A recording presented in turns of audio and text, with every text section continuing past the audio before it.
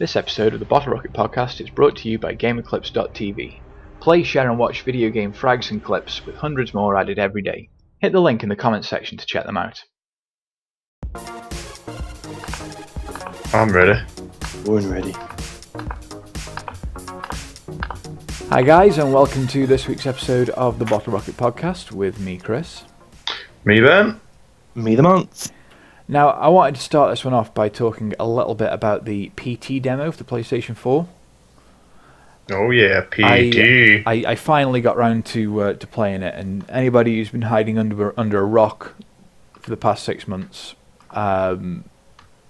it's Guillermo del Toro and Hideo Kojima's demo of Silent Hills. I've been hiding under a rock, but only because I'm too scared to play it. It was fucking terrifying.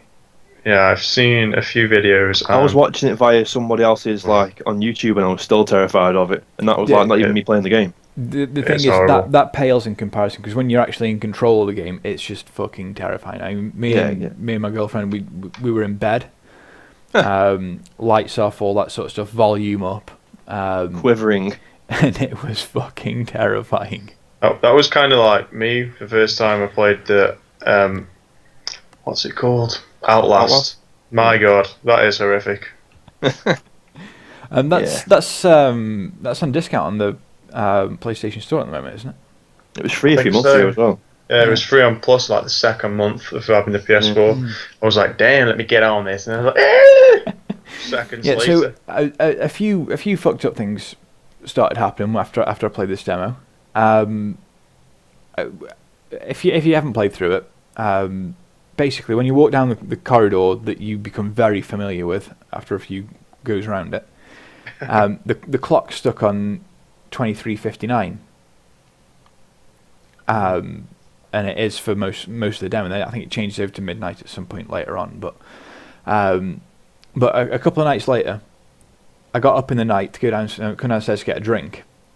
I got my drink, and as I was having my drink, I looked up at the clock, and it was 23:59, and I was stood there in the pitch black kitchen, and I was like, "Oh my God!"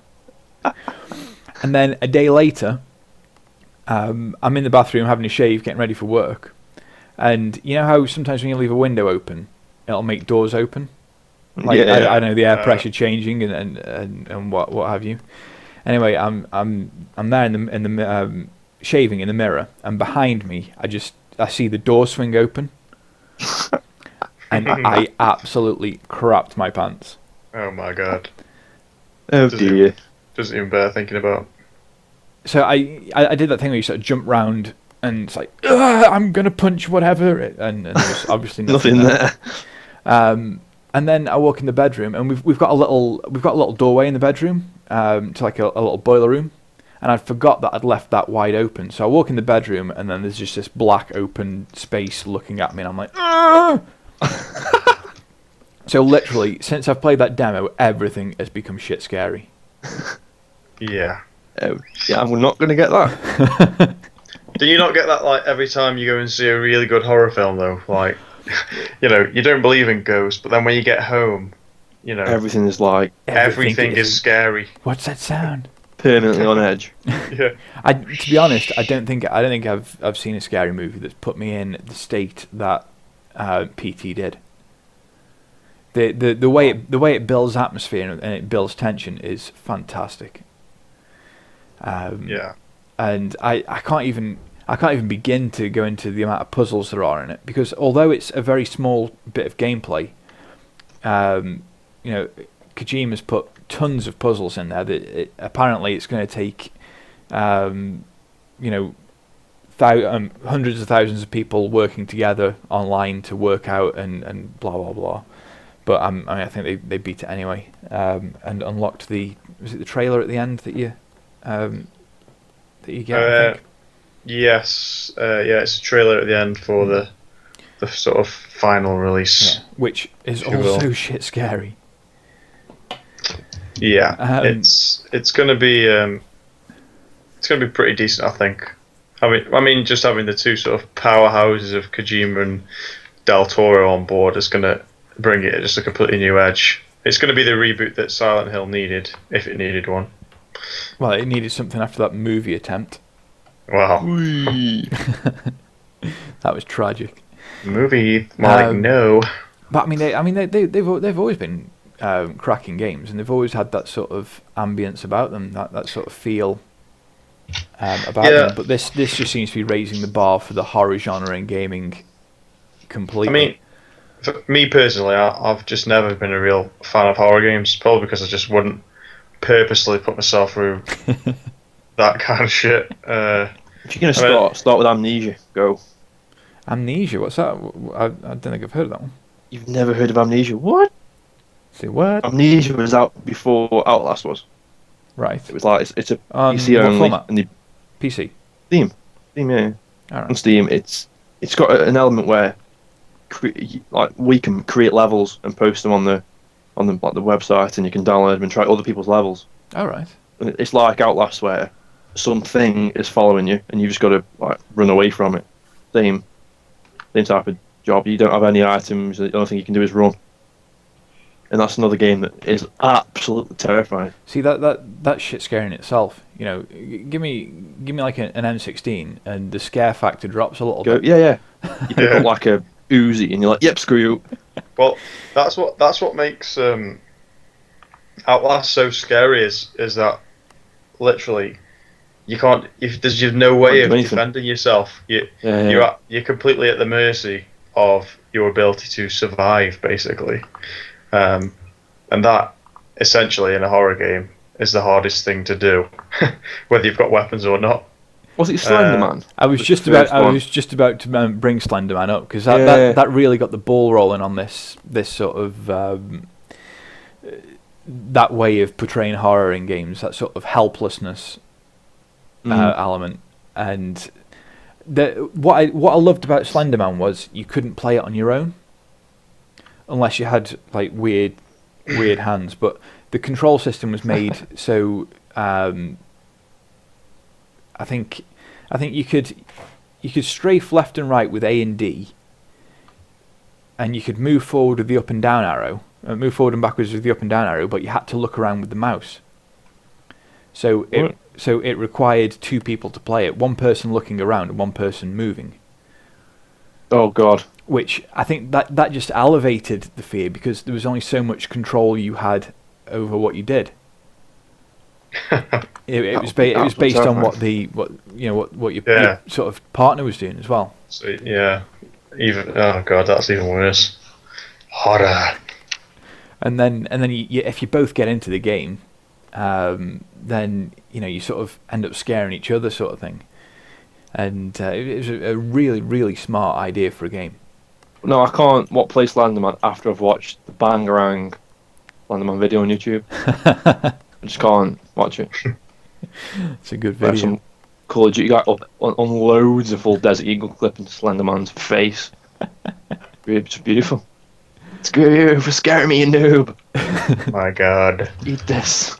So I guess a game in a similar vein to that is the new Alien Isolation game. Yeah, there's been quite a lot of good feedback about the game as well. That's been hyped. No, it certainly has. To the eyeballs. To me, it looks like the first true Alien game. Because there's been a lot of games featuring Alien, like all your Colonial Marines and stuff like that, and even going back to like was it Mega Drive? I can't remember if it was Mega Drive that started it off or what, but I remember there was one on PlayStation 1 as well, which was just awful. Yes. Where you played as Ripley, and or I presume you played as Ripley. I don't really know. But yeah, this feels like the first sort of true Alien game for me, because again, she's in that helpless position. Now this is Amanda Ripley, if I'm not mistaken. Yeah, Ripley's daughter.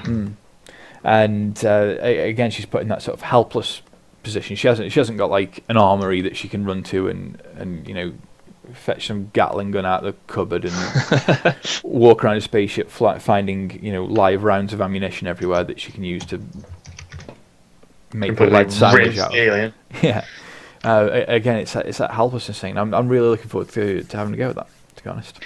Well, there are various weapons in the game, but I believe that you have to actually use those against sort of human crew members in the game, because obviously the whole alien being on board the ship and whatnot is driving everybody crazy, and it's become one of those sort of fight or flight situations. So everybody's kind of standing up just for themselves. For me, it would be flight. It'd be flight straight out the window. I don't care if you're in space. Yeah, I'm out of here. Into space. I am out of here. Yeah, so that's dying in the vacuum of space is probably a more dignified way to go than having some tiny pincer mouth project into your brain. Nice. Watch your brain come out your nose or something.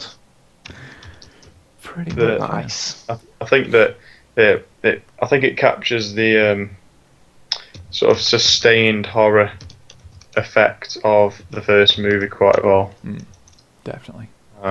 That's kind of what people have probably wanted from an Alien game for so long. So I also look forward to playing it when you buy it and I borrow it from you. Okay. So moving on to other sort of gaming news for the week. The story that really grabbed me was the decision for the DLC for Forza Horizon 2 to not be available on Xbox 360. I frankly find this to be ridiculous. So basically what's happened is Turn 10 Studios have announced that DLC for the 360 version of Forza Horizon 2 will not be released, and also credits and cars earned through the Forza reward scheme will also not be redeemable. That's a bit... that's sort of forcing the move to the new console, isn't it? Yeah, you kind of holding your customers and fans and whatnot over a barrel and saying this is the only way you're going to get this content. I mean that's not I mean we talked a lot in the past about DLC and I want to make one thing clear. This isn't three PlayStation boys having a dig at Xbox. We're talking about the Turn 10 Studios here, and then what they've announced. Yeah, because we're not just about slating Xbox. I promise. I mean, as we're stabbing an Xbox through the ridge right now. Let's be fair to ourselves, though. Microsoft have fucked this generation up for themselves already. That's just straight off the bat. But anyway, back to Forza. I mean, we've had plenty of conversations in the past on podcasts and not about DLC and the benefits and whatnot.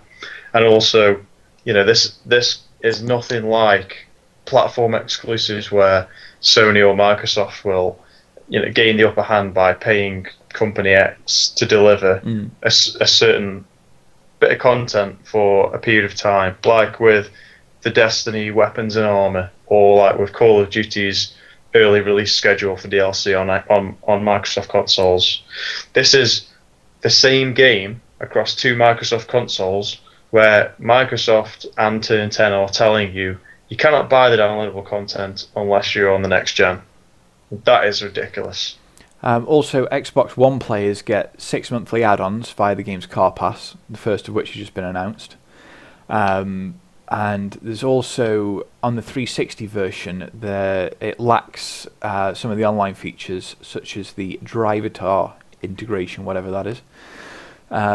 So it's almost not the same game. It's almost a sort of light version of the game that they've put on the 360. Well, not including Drivatar as well. Probably not. What is Drivatar first for me? I'm unschooled in. If I'm correct from what I read about Forza 5 in the build up to this current console generation, Drivatar is basically like an AI system, I think, that kind of learns your behaviours and then kind of uses them to form an opponent for you in the instances where you're not online or you're not playing friends, or if you want to try and beat your own times and things like that. It's like a sort of interactive thing. And I think it's like if, say, you are online, but I wanted to try and best your best lap time on a certain lap, it will pit me against your driver tower, which is your AI representation kind of thing. That's really smart. So it's a pretty big feature. Yeah. You know. Not anymore. Not for the 360 boys. Well, I don't know if I'm 100% correct, but I don't believe the 360 version of Forza Horizon 2 was even made by Turn 10. I think it was sort of outsourced to another one of Microsoft's development companies. I mean, so that's probably got something to do with it. But basically, they are just strong-arming the loyal Forza fans who have yet to upgrade to the next generation. Probably now will, because Microsoft always get their way. I mean, there's plenty of reasons to upgrade anyway. If you're an Xbox fan, yeah, especially coming up to Christmas. It's like, I think on November the 18th, or at least that week in the UK, there's about 9 games releasing that week. So around Christmas time, there's going to be so much around to play. But it's just the whole concept of forcing your loyal customers to move from one platform to the next because you prefer to support that one. I mean, this just continues the horrible downward trend of Microsoft's anti-consumer behaviour around the Xbox One. Definitely. Now, going over to the PlayStation side, Drive Club, the free version of that has been delayed for the PlayStation Plus subscribers. Oh yeah, man! And what a ridiculous excuse! Oh yeah, the servers are being stressed to the maximum level. Come on, you must have known that. If they're being pushed to the maximum levels already, then they weren't made big enough. Well, I mean, how? I just think how are they not? It's one of the most sort of hyped games pre-release. Even bearing in mind that not that much information about what actually happens in the game had been released before it came out. They've been talking it up for the last year when it was meant to release anyway. And then they say at the last minute, the 11th hour, yeah, by the way, guys, the PS Plus edition won't be coming out for probably another couple of weeks. It's just, they must have known that people are going to be waiting around for that. But, I mean, surely when you look at releasing a game for free to your PS Plus subscribers, then surely you've got an idea of what sort of size of reach this game's going to have. Yeah. Oh yeah. You said like on the PS4 release conference, wasn't Drive Club showing in one of them the big videos with all the games that look at what you can have for PS4? Yeah, it was going to be one of the launch titles. Yeah. So surely putting it in there, they think it's going to be massive anyway. If they're going to put it in with the PS4 launch bit. Yeah, it's almost like, is it the servers or are you just trying to make more people actually pay for it? Yeah, probably. Well, I mean, I think they probably wanted more people to pay for it anyway by the amount that they've stripped out for the PS Plus edition. Yeah, but you can't announce that people are going to get a free version if they've got a PS Plus subscription, and then be surprised if people opt for the free option. Right. Yeah. I'm looking on my screen at the moment, and it says buy online $49.85. Amazon, I think it's 54 for Amazon. That's on Amazon at the moment for $49.85 sterling. I'm probably thinking of the other one. It's a special edition as well, isn't it? Is it deluxe special? Probably, yeah. But I'm not spending £50 on a game. No, I'm the same. I refuse. We absolutely refuse. Well, especially a game that's had such mixed reviews. Disappointing reviews as Drive Club has. Yeah, I mean, it won't discourage me from playing the PS Plus edition by any stretch of the imagination. Of course not, it's free. Yeah, there we go. But give me anything for free, I'll play it. But it's made me happy that I didn't bother pre-ordering the whole hog from the word go, and just joining the hype train. Because by the sounds of it, a beautiful but decidedly average game. And there's plenty of them knocking around. There's more than enough of them. Too true. Damn. Too true. So I'll be pre-ordering mine and getting on Wednesday. Yeah.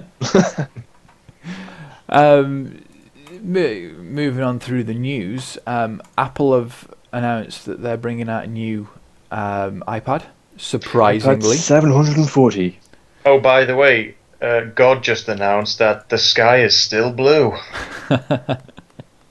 Apple have yet to buy the sky. It's a fantastic platform, though.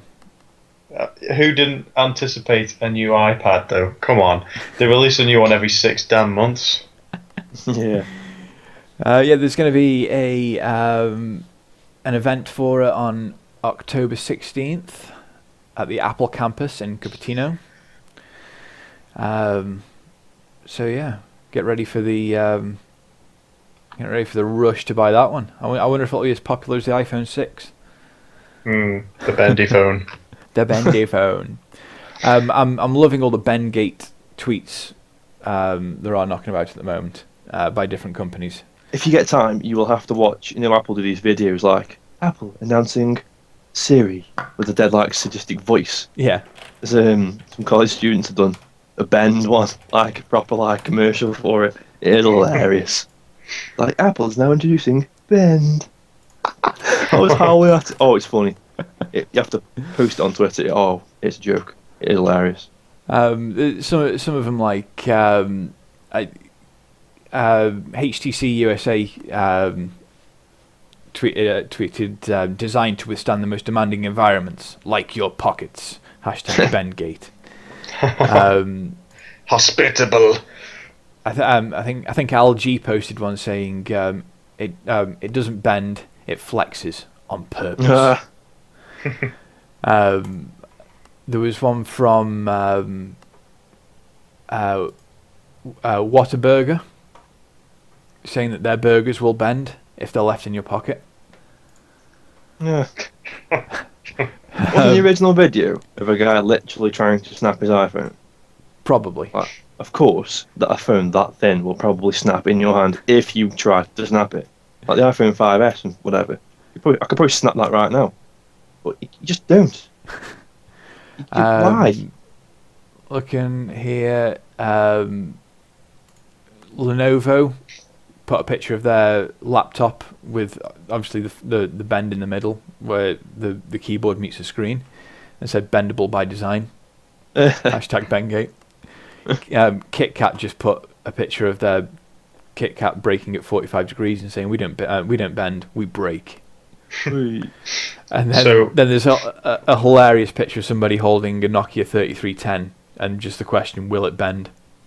And we all know the 3310 will not bend. That wouldn't even bend under the wrath of fucking Mjolnir. Them phones are indestructible, swear. They were, and with the mention of Mjolnir, I suppose it's time. We should talk about the superhero news that's been. Oh, what a lovely little dovetail that was. That was perfect. It fitted together just nice. A nice little segue. Spider-Man is my favourite superhero, but he just gets shit on in the cinemas. The rumour now is he's going to be rebooted again. Nice. Where do we start with this conversation? Well, no, they're using the recently coined phrase, soft reboot. Soft reboot, yeah.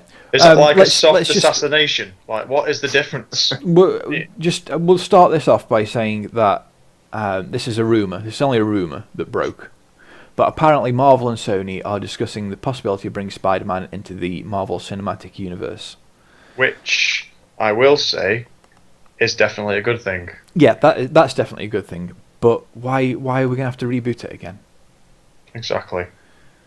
I think the only perspective I can understand a reboot from is if the Spider-Man movies that they've done, Amazing Spider-Man movies that they've done, are happening in the current days and the Avengers are, then why has there been absolutely no correlation between the universes? That is literally the only reason I could think of as to why they would want to try and even consider a reboot. Yeah. To try and make them movies make sense towards one another. Put the timeline on par, because you don't see Peter Parker reacting to the events of the Battle of New York, or you don't see Shield getting involved with Kurt Connors or anything like that. Biogenetic mutation going on over a so there is a timeline issue, which obviously would have to be worked around, which is probably why they're looking at a reboot. But they could just do Amazing Spider-Man: Days of Future Past. Yeah. Get Bryan Singer on board. Just bring them all together. So the rumor goes that they're going to do a soft reboot of Spider-Man with the Sinister Six, having a new actor playing a Spidey who works with the villains, the Dirty Dozen style, to take down a larger threat. So, according to this rumor, they want to change the actor again. I mean, I'm not down with that at all. I think Andrew Garfield is like the perfect fit for the role. He's done a really good job in the two movies. I mean, if this comes to be, I am 100% not going to pay to see these movies. Not that I am a prolific pirater of movies, but I would 100% not pay Sony, Marvel, anybody for this to happen. Because I personally don't think that the Amazing Spider-Man movies have been that bad. I mean, I read an article on Screen Rant that said Amazing Spider-Man 2 was the worst performing movie, both critically and financially. Financially, it took $709 million in cinemas. Now, how close to $1 billion do you need to be good or bad? Exactly, man. Exactly. I mean, oh man, we only took $709 million. We've really pissed in the wind on this one. Jesus. But I'm sure it probably had half the budget that the Avengers had. It's absolutely crazy. And has made not far off the same. I say not far, but you know. This is all from. Terms, these rumours are coming from Badass Digest, and the site goes on to say that Sony is going to put Spider-Man on the shelf for 4 or 5 years and see if they can develop any of the side characters into their own franchises. Now that's sort of distressing news anyway, because it's followed up by saying, I've also heard that Venom is functionally dead again. So they're talking about developing side characters, but not Venom. This news sums up why Sony is in financial trouble. They're putting down probably their most bankable movie franchise. I mean, $709 million. Hello. Because they want to try and integrate it into the Marvel Cinematic Universe. Why don't they just say, Marvel, well, Disney, give us a shit ton of money, you can have the license back, and you can actually do it some justice. I mean, Jesus Christ. I mean, I'm no expert on Spider-Man comics, but I'm pretty sure I could have come up with a better excuse than we need to put it in the Marvel Cinematic Universe. Because the way they were going with it, creating its own universe, although some people thought, meh, I thought we were going in the right direction. I was really excited about a Venom movie, a Sinister Six movie, Spider-Man 3. But let's not get excited about Spider-Man ever again. I know. I've been stung too many times. Well, I mean, I'm just so annoyed at this news. It just drives me mad. I can't even see a financial positive coming from it for any of the companies involved. No. If they thought that Spider-Man 2 had performed bad critically and financially, then they should be putting their energy into making Spider-Man 3 a better movie, maybe less cluttered, dealing with the events of the second film in a legitimate and more positive manner, than saying, yeah, let's not bother making any more Spider-Man movies for 5 years. How about that? Yeah. So So yeah, that's disappointing. But again, it's only rumours. And I mean, speaking of rumours, on the Geek Tyrant website, 23 hours ago, we've got Robert Downey Jr. confirms Iron Man 4 talks, and then earlier today, we've got Robert Downey Jr. says there will be no Iron Man 4. Robert Downey Jr. doesn't even know what day it is. He must be taking drugs again. It's like I don't even want to get involved with that story because who knows what's going to happen with that. But basically, I think Iron Man 4 will come about when Disney offer Downey Jr. enough money. Ultimately. Yeah. Here's $500 million. I mean, to be fair to Robert Downey Jr., he's a great actor.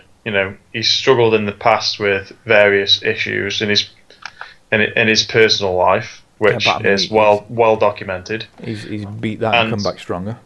Yeah, but his career relaunched with Iron Man, so that character is going to have a pretty strong hold on his heart as an actor, because a lot of them are full of pride and whatever. So he's emotionally invested in Tony Stark and Iron Man in the movies as a character, as a being. At the same time, it was Samuel L. Jackson that said, you can put anybody in the suit, still be Iron Man. Yeah, that's true, but is it true? It's one of those. Yeah. I think that Downey Jr., if he thinks he's got one more in him, then he should definitely do it. Because I personally wouldn't want to necessarily see anybody else as Iron Man at this point in time. Not while he's still on the table. If he wasn't an option, if Robert Downey Jr. was dead, for argument's sake, fair enough.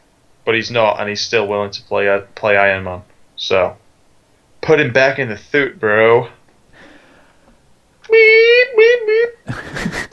Now, staying on superheroes and superhero universes, there is a swathe of TV shows now. 1 million, billion, trillion, million. We've got the Flash is just starting, Gotham's starting. Arrow is successfully heading into its 3rd season, or has it already started in America? Pass. Possibly. Obviously, there's the Agents of S.H.I.E.L.D. has just started season 2, which is supposedly a lot better than season 1. Which I was going to say the first season was absolutely abysmal. Then you've also got Daredevil on the way from Marvel. Yeah, I'm pretty excited about that. There's just so many series about it at the moment. Where'd you start with watching them? True. Who's got the time to watch all these things? Agent Carter's supposed to be coming out for Marvel as well. Yeah. Well, I think that they probably got smart and realised that big budget movies weren't the only way to get a mass following.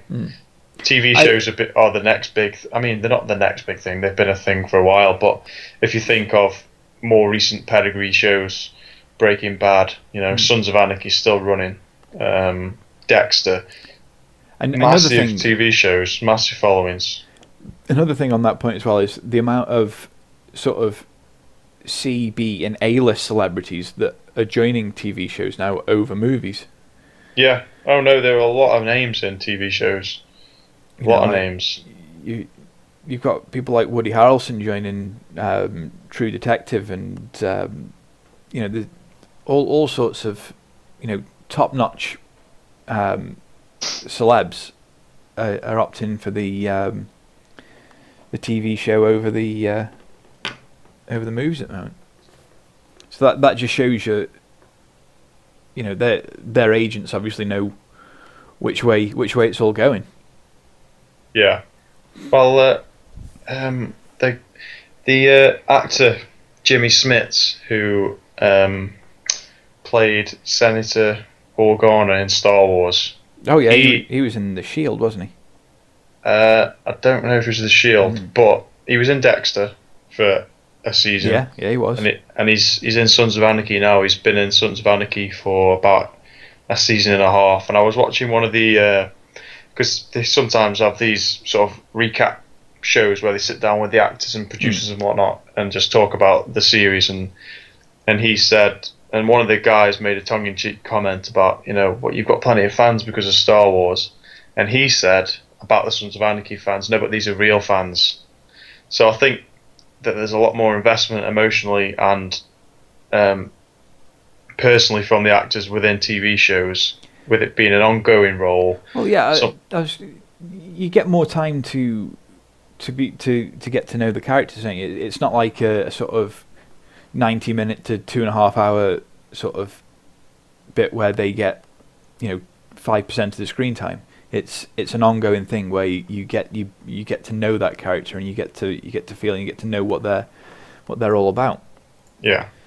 So yeah. So I suppose you do get some more hardcore fans in that respect. But there's more attachment as well, and that's probably what draws the celebrities as well. Well, the whatever A-listers and the bigger names who you might not necessarily expect to sit down and do a TV show and whatnot. Maybe there is a reason why they do that, because it's not just more investment and interest from fans. They themselves can be more interested in a character for a longer period of time. I just find it. I just think it's fascinating, the sort of shift. There is a shift going on at the moment. Oh, definitely, yeah. And it's sort of it's almost like paving the way for fresh talent to to take on the roles in Hollywood. Oh yeah, definitely.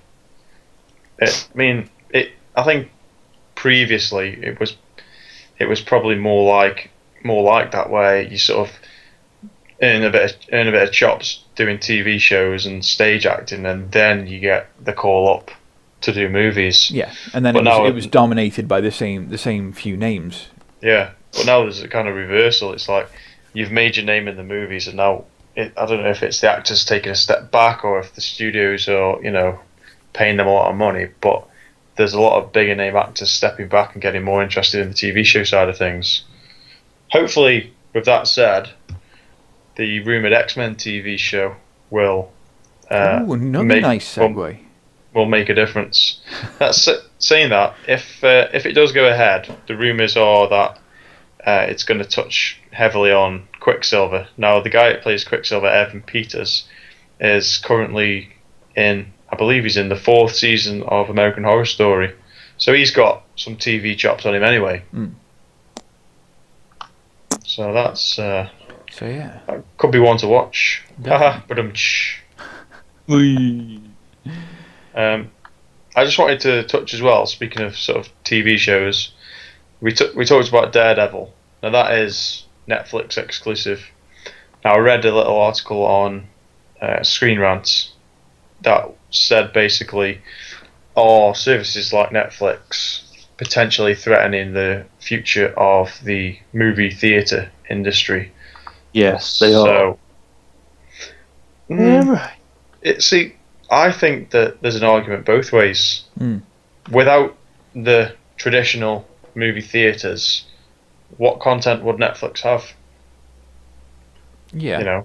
There are a lot of probably straight to DVD films that are on there, but the bigger films, like for argument's sake, Hunger Games, Catching Fire, or the Hobbit films, Netflix must have paid a lot of money to the relative production companies to get them on to their service as early as possible.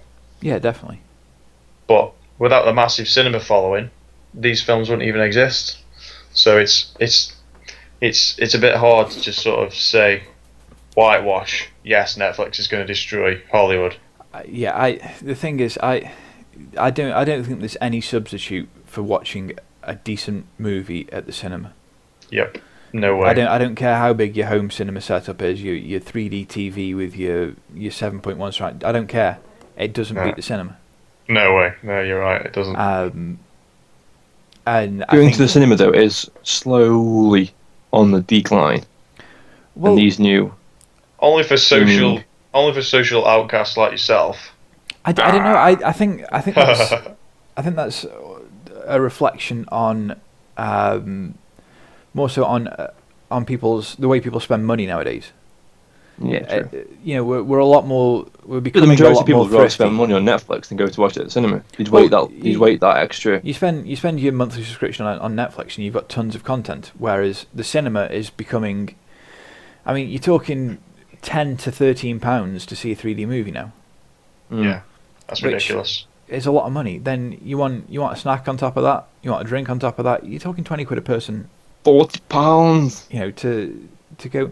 If you're a parent of 3 kids, you could be spending 60, 70, 80 quid on a cinema trip. Yeah, and that ain't financially viable for a lot of people. So why not just spend a fiver a month and have your kids entertained all the time? I think there's that the way we spend money has got a lot to do with it, and I think it will be tragically sad if the experience of going to the cinema suffers because of the tight budgets people are living on at the moment. I really don't think that these streaming services pose a legitimate threat to the cinema. No, I think purely because, well, I mean, one, as you've said, the experience of going to the cinema and seeing a film on, a huge screen with the amazing sound and everything else. But not only that, it's also like Mansell said, oh yeah, why go to the cinema and you can wait this long? There's no guarantee of what is even going to appear on Netflix. I mean, I don't think we'll ever see Star Wars on Netflix. I mean, there are other services as well. There's Amazon Prime, which has some decent stuff on, but obviously you have to rent them. There's what's the Sky one? Now TV. Now TV. Again, that's another great service. There are a lot of different services out there that provide, really up to date content. It's the more price. Like Now TV costs a literal fortune. Yeah, but now £20 a month or so. Now TV is just Sky Movies, and Sky Movies is the premium service for up-to-date movies on a terrestrial channel or whatnot. Yeah, that's where you'll get the most recent content. Yeah, but if you think from let's say think from a parent's point of view, like some of us may have to soon. Yeah, some of us might. Then £20 a month for like the Sky package is nothing when you compare it to the content you're getting. Yeah. Whereas that one trip to the cinema might cost you £10 a head. Another £5-6 a head for snacks, your parking, all that sort of stuff builds up. That £20 a month is nothing, and I think it's not so much that the streaming services are killing the cinema. I think the way people are spending their money is unfortunately having a negative effect on the cinema because people are opting for value for money over the experience. I think the cinema, the vendors themselves, though. I mean, yes, movie budgets are getting astronomical in some cases, but ticket prices don't have to rise every 6 months to reflect the cost of a movie being made. That's the selfish decisions of the various cinemas. Of course it is. I mean, you take Man of Steel, for example. That movie made its budget back before it was released through advertising. So why are you charging me £14 to see it in 3D? Yep, exactly. It's just, obviously, I mean, yes, these people are all in business to make money. That's a well-established reason to increase your prices. But, that ultimately could be the reason why there is a bit of a decline at the moment in the cinema shenanigans. I remember when our local cinema opened, and to go and see a film, I think at the time X-Men 1 was out, to get a teen ticket then. Is this the View Cinema in Newcastle? Yeah. Yeah. When it was Warner Brothers, Warner Village, to go and see a teenage ticket to go and see a film back when it opened, it was £3.20, and now it's at least £7. That's just for a standard 2D film. Standard ticket. That's just how ridiculous pricing's got. I can't see that the business's running costs have grown that much, especially when you consider the premium they charge for snacks, drinks, etc. That's where the money's really made. I saw some of the like a bag of Revels. They're selling them for £3.99 there. Jesus Christ! Now, to put into perspective, you can normally get some sort of multi-buy on them where you buy 2 for like £1.49 in any of the supermarkets. Yep. Yeah. Well, this is the thing, you know. This all comes into the argument of are streaming services and things like that affecting the cinema industry, and the answer is pretty much like no, purely for the reasons of spending money doesn't just start and end with the tickets. It's everything else. It's every other money-making scheme that the companies put on. And I think that puts people off because, as you say, your cinema trip, even for 2 people, can be as high as £40, depending on whether it's 3D or not, or whether you have an ice cream and a drink. You know, because it's not so easy to smuggle them in these days. Because some places do, you know, random checks on bags and things. Random checks of food. You feel like some sort of convict because you're carrying like nachos in your pocket or something like that. Your own cheesy nachos. You're trying to walk in with a bottle of Savers Cola. It's like, hey man, if you haven't bought the £4.50 Coca-Cola from here, you ain't getting in, bro. This cost me 70p for 7 bottles. I don't care. I don't care. One cup for 70p here. Yeah, so I mean, I feel like I could continue to rant for a while about the state of that particular situation, but we are sadly running out of time for this week's podcast, so we're going to have to call it there. Oh man, we were just getting warmed up. Well, that's my fear. That's my fear. We might get too warm and start saying things we shouldn't. It might get hot. Would we do such thing? Well, yes. So as always, if you've enjoyed the podcast, if you want to hear more, then give us a subscribe on YouTube. Give us a follow on Twitter to keep up to date with all the latest videos that we're doing. Your support is always appreciated. Yes, we welcome it with open arms. Open arms. Open arms of. We have cookies as well. Cookies, yeah. Literally, we have cookies. Yeah.